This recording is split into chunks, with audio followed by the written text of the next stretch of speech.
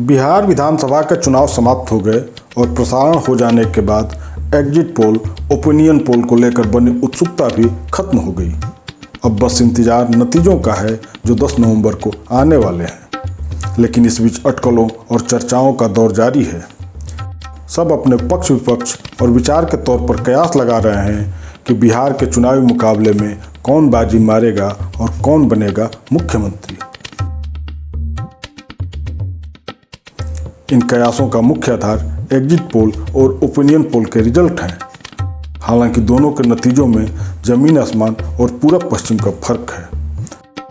ऐसे में बात में बात ने भी एक छोटी सी कोशिश की है कि आखिर ओपिनियन पोल और एग्जिट पोल में इतना फर्क कैसे आया और संभावित परिणाम क्या हो सकता है।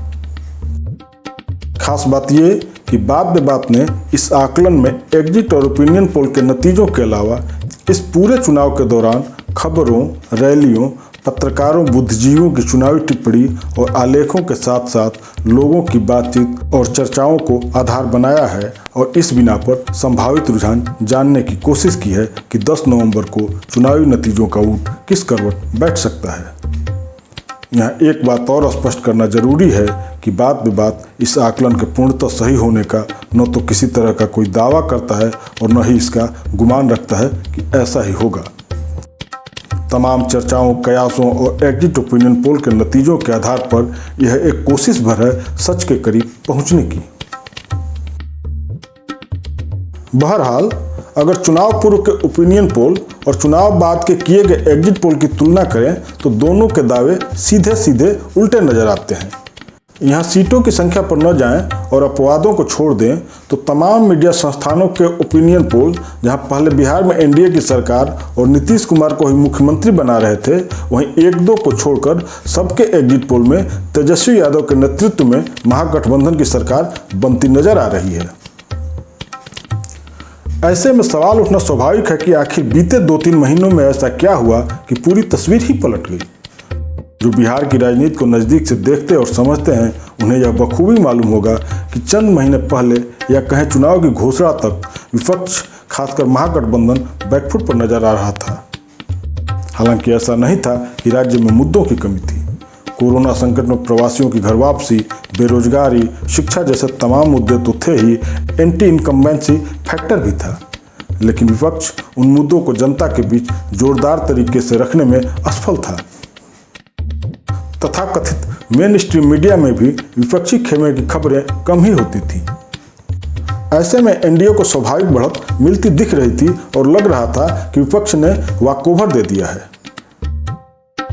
एनडीए भी अपने 15 साल के कामकाज पर कम लालू राबड़ी के 15 साल के शासन के आधार पर ही आरजेडी पर हमला बोल रही थी। लेकिन चुनाव की घोषणा और चुनावी अभियान की शुरुआत के साथ ही तस्वीर बदलने लगी और निश्चित तौर पर इसके लिए तेजस्वी यादव और उनकी चुनावी टीम तारीफ की हकदार है। आरजेडी ने सबसे पहले तो ये किया कि अपने चुनावी पोस्टर्स से लालू राबड़ी की तस्वीरें हटा दी या छोटी और कम कर दी और तेजस्वी यादव की तस्वीर पर व्यापक फोकस किया। संदेश साफ था कि जिस 15 साल के जंगल राज का डर एनडीए दिखा रहा है, उससे इतर तेजस्वी यादव के नेतृत्व में आरजेडी नया बिहार गढ़ने के लिए तैयार है। तेजस्वी के व्यक्तिगत पोस्टर्स भी इसी को व्याख्यायित कर रहे थे।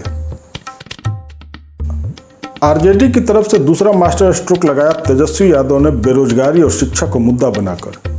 बिहार की सबसे बड़ी विडंबना यह है कि अगाध प्रतिभाओं की खान होने के बावजूद रोजगार के अभाव में यहाँ से युवाओं को पलायन करना पड़ता है।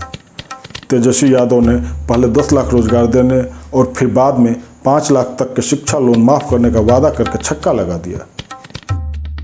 तेजस्वी के 10 लाख रोजगार का वादा कितना बड़ा और प्रभावी मुद्दा था, इसका अंदाजा इसी से लगाया जा सकता है कि शुरू में एनडीए ने जहां इसका मजाक उड़ाया, बाद में वे भी उसी राह पर चलने को मजबूर हुए।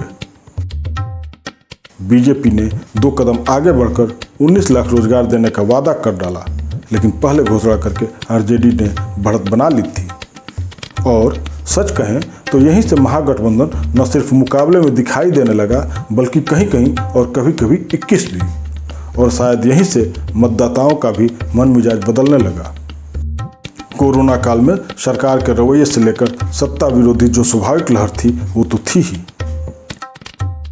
इसके अलावा एनडीए की तरफ से कई तरह की ऐसी बातें कही गई और दावे किए गए जिसने लोगों को रिझाया कम, दूर ज्यादा किया। मसलन बिहार में उद्योगों के लिए समंदर न होने को जिम्मेदार बताना, या फिर कोरोना काल में प्रवासी मजदूरों को सुरक्षित घर पहुंचाने का दावा और फ्री कोरोना वैक्सीन मुहैया कराने का वादा करना, या तेजस्वी के 10 करोड़ रोजगार वाले बयान का मजाक उड़ाना। इस तरह की बातों और दावों ने एनडीए को नुकसान ही पहुंचाया, क्योंकि ये बिहार के लोगों के दिल से जुड़े मुद्दे थे और वे इनकी सच्चाई से वाकिफ थे। बहरहाल बात अगर एग्जिट और ओपिनियन पोल के प्रभाव से हटकर करें तो कह सकते हैं कि पहले जहां नीतीश कुमार की राह आसान लग रही थी, आगे चलकर कठिन से कठिनतर होती गई और तेजस्वी का तेज फैलता गया। यह बदलाव ही आरजेडी और महागठबंधन के लिए सबसे बड़ी उम्मीद है। अगर मतदाताओं का बदला मन मिजाज वोट में कन्वर्ट हुआ तो फिर महागठबंधन आसानी से जीत हासिल कर सकता है। लेकिन यहाँ रुककर अन्य दलों और अन्य गठबंधनों की स्थिति पर भी विचार करने की जरूरत है। गौरतलब है कि इस चुनाव में एनडीए और महागठबंधन से इतर कई और भी गठबंधन तथा पार्टियां मैदान में थीं और इनका मुख्य आधार अपनी जात धर्म के वोट ही थे। हालांकि ये खुद कितनी सीटें जीतेंगे कहना मुश्किल है, लेकिन किसी को हराने में कामयाब जरूर हो सकते हैं। ऐसे में किसी की जीत और सीटों का निश्चित दावा करना तो मुश्किल है, लेकिन ये जरूर कहा जा सकता है कि कांटे की लड़ाई में महागठबंधन भारी पड़ता दिख रहा है, बशर्ते स्थानीय स्तर पर भी समीकरण उसके पक्ष में रहे।